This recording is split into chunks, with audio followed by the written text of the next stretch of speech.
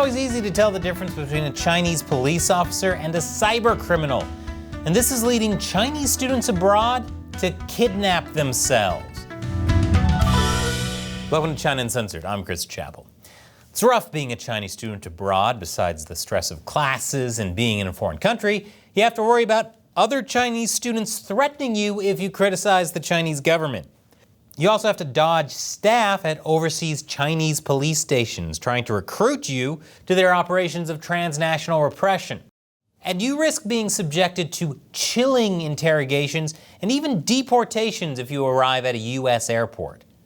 On top of all that, there are a growing number of cyber scams targeting Chinese students abroad. But one type of scheme in particular has been gaining ground over the last few years, and it is truly bizarre. Here's how it works. A Chinese student abroad is contacted by someone claiming to be a Chinese police officer or a Chinese official. This official says that the student is suspected of criminal activity and had better do what they're told. Shortly thereafter, the student's family members back in China suddenly receive pictures and videos of the student tied up, gagged, and begging for help. They are then informed that their son or daughter has been kidnapped and won't be released before a hefty ransom has been paid.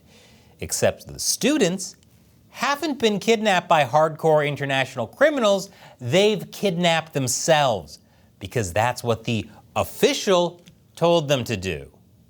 That's what happened to one 17-year-old boy in Australia.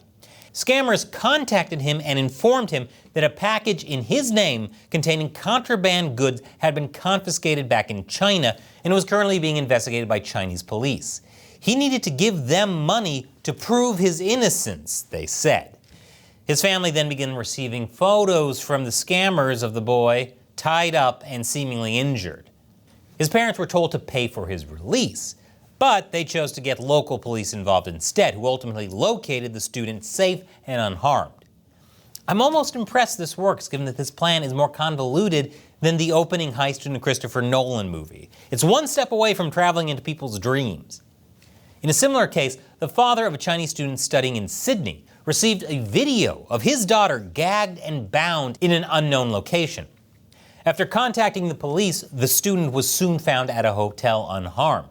But by then, her father had already paid the equivalent of around $1.5 million in ransom. And earlier this year, the family of a Chinese exchange student in Utah named Kai Zhuang paid more than $80,000 after seeing pictures of their son seemingly being held captive by kidnappers and in grave danger. After several days of searching, the authorities eventually found Kai alone inside a tent on the side of a freezing mountain 75 miles south of where he was living with his host family. Upon being found, Kai requested to talk to his family to ensure that they were safe and asked for a warm cheeseburger, which is oddly specific. These scammers are very convincing. Police in Australia said that the victims legitimately believe they are speaking to Chinese officials and that the threats will occur if they don't comply. Think about that. They're getting calls from scammers acting like that, and they have no trouble believing that's a communist official. After all, when comparing Chinese officials to soulless criminals, who can tell the difference? There have been a lot of these scams recently. In fact, both the FBI and the Australian authorities have issued repeated warnings about them. These scams, however, are just one piece in a much larger puzzle. From places like Myanmar and Cambodia, where the reach of local authorities is limited, Chinese criminal networks have set up large cybercrime centers engaging in cyber fraud on a massive scale. Many of the people working at these fraud centers, though, are not exactly evil criminals. Yu Tong from Taiwan thought she was flying to Cambodia for a job in a call center, but extraordinarily, she wound up working for something even more evil than telemarketing. She was met at the airport by gangsters who took her to a phone scam operations site where they threatened her and others with beatings and stun guns if they didn't work for the scammers. In that way, kidnapped Chinese speakers might very well be the ones convincing Chinese students abroad to kidnap themselves. It's like the world's most depressing Russian nesting doll. Scam centers in Southeast Asia targeting Chinese speakers have sparked so much concern, especially in China, that a movie about the topic called No More Bets was released in the country last year. In it, 2 Chinese people end up kidnapped in a scam center in an unnamed Southeast Asian country after initially being lured by enticing job offers. It's kind of like Sound of Freedom, but without all the hate.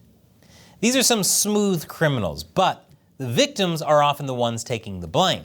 One Chinese graduate student in Melbourne, who was convinced by fraudsters that he would be sent to jail in China if he didn't comply with their demands, later said that he felt stupid for having fallen for the scam. And many other victims feel too embarrassed or ashamed to report the crime, according to Australian police.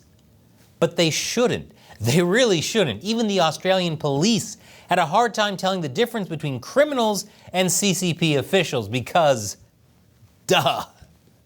Among Chinese officials and Chinese police, cases of corruption are rife, and blackmail is not unheard of. Not to mention black bags, speaking of kidnappers. And when scammers impersonating Chinese officials threaten Chinese students abroad with severe consequences if they don't comply, such threats mirror a reality in China, where the Chinese authorities are known for being pretty brutal. For example, during the strict COVID lockdown of Shanghai in 2022, the authorities separated COVID-positive children from their parents. This gave rise to videos showing unintended toddlers crying in overcrowded quarantine wards. Wow, that definitely sounds like the actions of people you'd never mistake for low-life criminal scum. Around the same time, Chinese authorities throughout the country broke into the homes of people that had been sent to quarantine centers and killed their pets. I take it back. Low-life criminal scum might be offended if you mistook them for the CCP. Many people who eventually took to the streets to protest the draconian zero-COVID policies subsequently disappeared. And once someone has disappeared into the Chinese justice system, they can be gone for months without any notice. This could all easily contribute to Chinese students' willingness to comply with scammers because it's not just people inside China that can suddenly disappear into the Chinese prison system. In 2015, for example, Chinese police suddenly showed up at an immigrant detention center in Bangkok and arrested Chinese human rights defender Dong Guangping right in front of Thai officers. And last month, a video surfaced depicting Chinese police showing up in the Pacific island country of Fiji to arrest 77 Chinese citizens and return them to an unknown fate back in China, without the knowledge or approval of the Fijian government. I know, China not respecting another nation's sovereignty, this is my shocked face. Additionally, when fraudsters threaten Chinese students with reprisals against their families, this reflects an established Chinese state practice of collective punishment against Chinese citizens. He Fangmei and her husband were detained in late 2020, for example, over He's vaccine activism. Since then, their families have struggled to get the authorities to release the couple's 3 children back into their care. The location of the children are currently unknown. In another case, Wang Li-chin, the wife of a jailed lawyer, was reportedly threatened earlier this year with detention and the loss of custody of her children if she posts about her husband. She has previously been detained, during which time her 4 children were constantly harassed and under surveillance. Gee, I wonder why so many people in China are hesitant to have kids. Stories like these should really put couples in the mood. So with the Chinese authorities so often acting as bringers of injustice, it isn't crazy to imagine why so many Chinese students abroad might fall for scams where fraudsters pose as shady officers. These scams work because of just how oppressive the CCP is. And we tell it like it is. That's why Chinese state-run media has called China Uncensored disgraceful anti-China garbage. But the CCP hasn't seen anything yet. I'll tease a bit that I've got a big project coming up that I think you are all going to really like. And that's why I need your support on the crowdfunding website patreon.com/China Uncensored. All it takes is $1 or more an episode. I make about 16 episodes a month, but if that's too much for you, you can set a monthly limit. So you can ensure I can keep uncensoring China for even $1 a month. And as a thank you to everyone who gives on Patreon, I'll answer one of their questions at the end of these episodes. Today's question comes from Lonely Turtle. Chris, have you done a China Unscripted episode with Serpent Zeta from YouTube? You know what? Yes, I have, Lonely Turtle. Twice, actually, with Lawai86. It was a great time catching up with them about their thoughts on China and why they left. I'll leave the links to those podcasts below. Thanks for your question and your support, Lonely Turtle. And thank you for watching. And if you didn't know, yes, I have my own podcast called China Unscripted. Check it out. I also have a new gaming channel where I talk about news and politics through the lens of gaming. And there's been some pretty big controversy about this one. Click here and let me know what you think. Once again, I'm Chris Chappell. See you next time.